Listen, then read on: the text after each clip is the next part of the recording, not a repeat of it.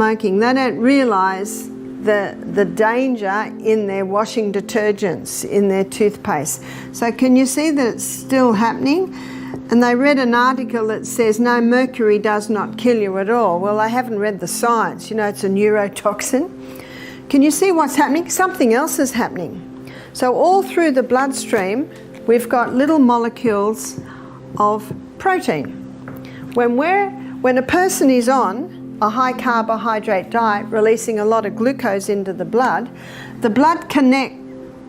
glucose connects with the protein molecules, and these little combinations become sticky and they stick. And let's say we've got a narrow piece here and they come along and oops, they've caused a blockage. That is the number one cause of heart disease. That is the number one cause of a stroke, is this little blockage here from the movement of the combination of the glucose and the protein making it sticky molecules. On a low carbohydrate diet, you haven't got that process happening. To blame cholesterol for heart disease is like blaming the fire trucks for the fire. It's like blaming the ambulances for the accidents. Well, they must have caused it. Have you noticed that they're always there? Can you see that reasoning? We have quite a few books in our library at Misty Mountain, and I'll write them down at the end of the lecture. I realise I didn't write down yesterday's books. I'll do it all at the end of this lecture. The Great Cholesterol Con by Dr. Malcolm Kendrick. Notice what he calls his book. He's a cardiovascular surgeon, the Great Cholesterol Con. And this is what he said in his book. For the first time, normal levels of a normal, vital body substance is being called a disease. We have a book, an Australian doctor, Dr. Peter Dingle. His book is The Great Cholesterol Deception. We have another book called The Great Cholesterol Myth by Johnny Bowden. And there is an e-book by another cardiovascular surgeon, Dr. Dwight Lundell, called The Great Cholesterol Lie. We have another book called The Great Cholesterol Hoax. We're running out of words. And in her book, Put Your Heart in Your Mouth, Dr. Natasha Campbell-McBride, she's saying the same thing. These people don't know each other. They're from all over the world and they've come to the same conclusion. It is not cholesterol. Dr. Ansel Keys, back in 1953, he put forth the theory that fat is causing heart disease. Did you hear that? So really by the 70s and 80s, it's big. Isn't that true? Fat phobia, that's what we call it. Fat phobia. So you know what they did in, I think, the late 70s? They created margarine to try and get people off butter to lower the heart disease. Has it? No. No, not at all. And what's the definition of insanity? To do what you've always done and expect different results. But something else has come up now, neck to neck with heart disease, and that is cancer. So that's one of the contributing factors. But something else has happened as a result, and this is well documented. You can search this one out. Margarine causes macular degeneration. That's a proven fact. So what else have they done to try and lower heart disease? Put everyone over the age of 40 on cholesterol-lowering medication, yeah? Cholesterol-lowering medication. Are you ready for the side effects? Dementia, muscle wasting, Alzheimer's, memory loss, and they've just added another one, breast cancer, because our sex hormones are made from cholesterol. I'll tell you a story to illustrate. I had a lady and a man attend my programs in New Zealand. I think that was about 2 years ago. They were in their early 70s. Tuesday night I spoke on heart disease, where I revealed what's happening with cholesterol, the truth on cholesterol. They came to me on Thursday. They said, we need to talk to you. I said, yes. The man looked at his wife and she just had her head down. He said, we're about to put my wife in aged care. He said she was leaving the iron on. We got to the point where we won't be able to handle her. He said, we came to your lecture and we heard what the cholesterol-lowering medication does. She's been on it for 10 years. It was Lipitor. There's a whole book written on the dangers of Lipitor. He said, so we stopped because they heard me say there will be a side effect to stopping Lipitor. Your memory will return.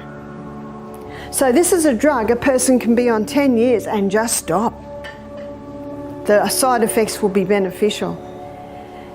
He said to me, we're on our 3rd day, and he said, I've got my wife back. He said, we are not putting her, we did not want to, but he said it was getting so difficult. And they both had tears in their eyes. How many people are in aged care with dementia and Alzheimer's and memory loss, and it's the cholesterol-lowering medication? I believe personally this verges on criminal, especially when you hear what I'm about to say. It was probably 5 years ago now at Living Springs Retreat. We had a scientist do our program with his wife, who was a nutritionist. They're both in their late 60s. She's 69. She said, I've been a nutritionist for 40 years. So she said, I was educated in university 40 years ago, and she said 40 years ago we were told that a cholesterol level of 300 and under was perfectly normal. Has the body changed? No. So can you see what medicine has done? They've dropped the levels. They now say that if you are over 190, you're a walking, talking heart attack. I have had people say that to me. One girl was 30, her cholesterol levels were 192, and the doctor said, you've got to go on cholesterol-lowering medication. 30! We had a pharmacist do our program. She said, this really annoys me. She said, I know it's only a money-making scheme, because if you go on an antibiotic, you're on it for a week. If you go on cholesterol-lowering medication, how long are you told you're on it for? Life. Now she said, I'm a pharmacist. I'm not against drugs. It's my business. But she said, this annoys me. You see, the brain needs fat. So a study was developed started, I should say. A study was started in the little town of Framingham. In the little town of Framingham, 30,000 people were assessed. This has been going for 30 years. They started it to prove that cholesterol causes heart disease, but it hasn't. It hasn't at all. Some people with low cholesterol levels are having heart attacks. We had a lady from England do our program. She said, I had a heart attack recently and I had a cholesterol level of 150. She said they did an angiogram, my arteries were clear. What happened there? She was under great stress. You know, great stress can constrict the arteries. There are many factors that come into play, as you probably can see. But what this study showed, the Framingham Heart Study, that's what it's called, it showed that people with high cholesterol levels don't get Alzheimer's. Why don't they get Alzheimer's? Because what does the brain love? Fat. So what's a good cholesterol level? Oh, probably 200, 250. So see what's happened? They've got many people on cholesterol-lowering medication. They've got everyone on the fat-free diet, and because you're not getting the feeling of satiation or satisfaction when you eat, the person eats huge amounts of carbs. They've lowered the cholesterol level so they can get more people on cholesterol-lowering medication, and people are eating margarine. Oh, surely all of that has reduced heart disease.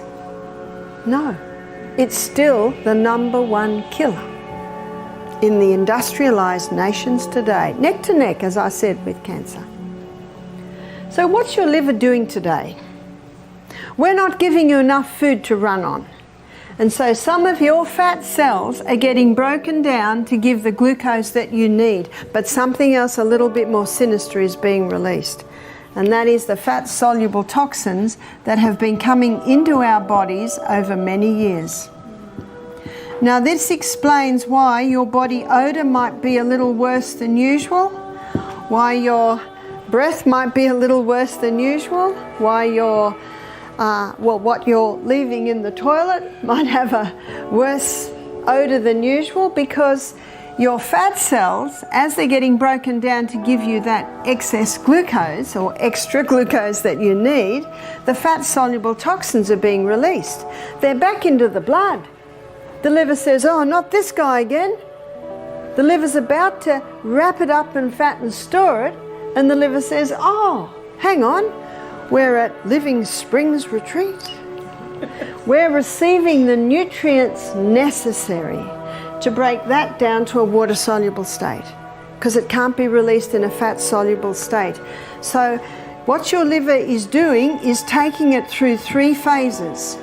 Phase 1 of the liver detox began yesterday on your first day of juicing. And in phase 1, your liver took this fat-soluble toxin and it broke it down to a metabolite. So what's a metabolite? Metabolite just really means the first stage of metabolism or breakdown. The first stage of breakdown, the metabolite is released. But this metabolite is highly volatile. This metabolite creates a lot of free radicals. This metabolite is highly toxic. In fact, in some instances, it creates a substance 100 times more toxic than it originally was, especially in the case of alcohol. And you might say, well, what's the liver doing? It's just created something far worse than it originally was. It's a process. It's just like when we clean the kitchen cupboards out, the kitchen looks 100 times worse than when you started. Or I'll give a guy illustration, when you clean the garden shed out, it looks 100 times messier than when you started. It's a process. Within 36 hours of starting the detox, phase 2 kicks in. And phase 2 basically comes to the rescue. In phase 2, the liver takes this highly toxic metabolite and joins it together with amino acids. The union of this highly toxic metabolite with the amino acids, in fact the scientific term is conjugated, basically joins it together like that. So the conjugation of the amino acids and the toxic metabolite releases the water-soluble state, or converts it to a water-soluble. And remember, as a water-soluble toxin, it can be easily released out of the body. So phase 3 happens in conjunction with phase 2. So in phase 3, the body takes the water-soluble state and it releases it out via your sweat glands. That's why your most important steam sauna is today, because you'll be releasing more water-soluble toxins than any other time of the week. It releases it out via your colon. So if you're not evacuating every day, please see the staff and they'll give you a little bit more of the colon tea. But also out via your kidneys, your urine. That's why it's vital that you ensure that these 3 organs of elimination are eliminating effectively. No use cleaning the house and leaving all the rubbish at the door. Make sure the eliminating organs are eliminating effectively, and that will ease any symptoms you may have on the detox. So what does phase 2 need? What does the body need to support the liver to cope with this toxic metabolite? It needs antioxidants. And antioxidants,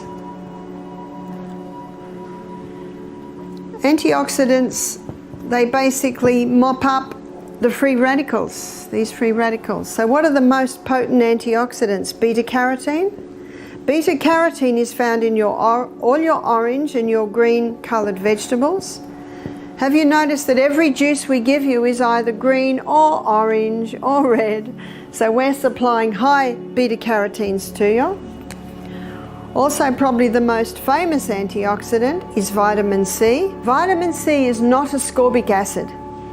Ascorbic acid, I think it's Dr. Robert Thompson in his book The Calcium Lie, he explains this. Ascorbic acid is just the envelope. Have you ever got an envelope in the mail with nothing in it? In other words, useless. But when you buy vitamin C, make sure it has bioflavonoids with it. That's how you find it in nature. That's called the whole C. Also vitamin E. Vitamin E is a fat-soluble vitamin. So you're getting your vitamin E in your protein drinks.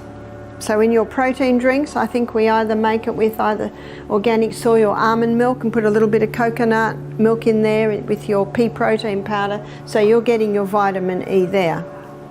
Can you see that we are nutritionally supporting your liver to effectively detoxify you? I'm going to put this sideways because they are not antioxidants, but your liver needs them at this stage, and that is your minerals.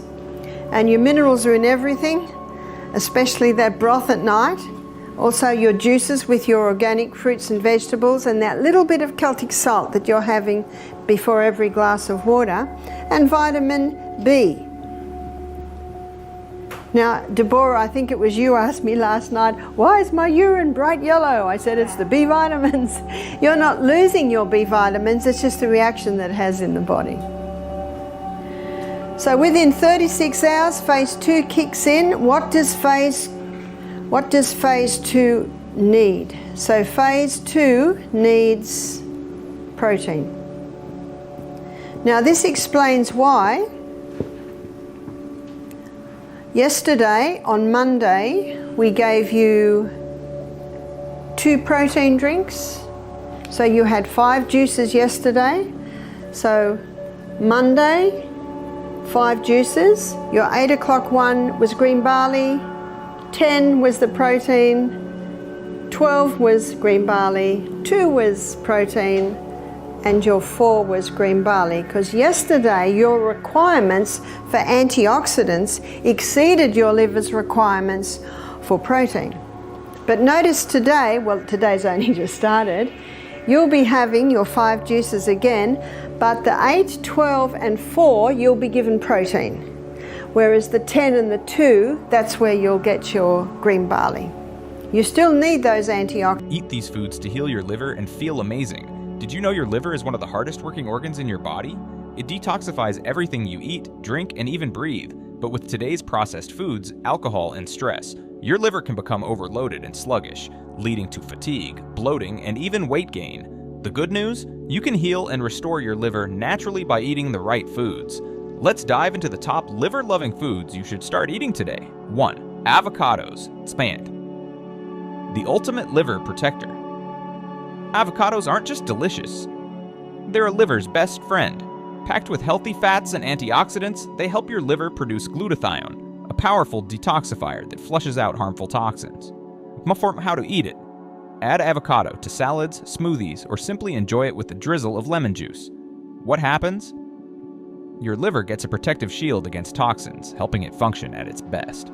2. Garlic. The natural detoxifier. Garlic is a miracle food when it comes to detoxing the liver. It's rich in sulfur compounds that activate liver enzymes, helping your body get rid of toxins faster. Plus, it contains selenium, a boonshap mineral that boosts liver health. How to eat it. Crush fresh garlic and add it to your meals daily. The more raw, the better. What happens? Your liver flushes out toxins more efficiently and your immune system gets stronger. 3. Beets, or the liver cleanser. Beets are like a deep cleaning sponge for your liver. They're full of betalains, powerful antioxidants that help break down toxins and reduce liver inflammation. Plus, they improve blood flow, keeping your entire body energized. How to eat it. Juice them, roast them, or add them raw to salads. What happens? Your liver gets a natural detox, and your energy levels go through the roof. 4. Turmeric, the liver healer. Turmeric is a super spice that works wonders for your liver. Its active compound, curcumin, reduces liver inflammation, supports cell repair, and boosts bile production to help your body digest fats better. How to eat it. Add a teaspoon of turmeric to soups, smoothies, or tea. What happens? Your liver repairs itself faster, fights off toxins, and functions more efficiently. 5. Leafy greens, the liver's best defense. Spinach, kale, and arugula are loaded with chlorophyll, a natural compound that helps eliminate heavy metals and toxins from your liver. They also support bile production, which is essential for digestion. How to eat it? Make a green smoothie, add them to salads, or saute them with garlic. What happens? Your liver gets a natural detox and digestion improves dramatically. Start healing your liver today. If you've been feeling sluggish, bloated, or low on energy, your liver may be asking for help. Start eating these liver-loving foods today and watch your digestion, energy levels, and overall health improve. Which of these foods do you already eat? Let me know in the comments. And if you found this helpful, don't forget to like, share, and subscribe for more natural health tips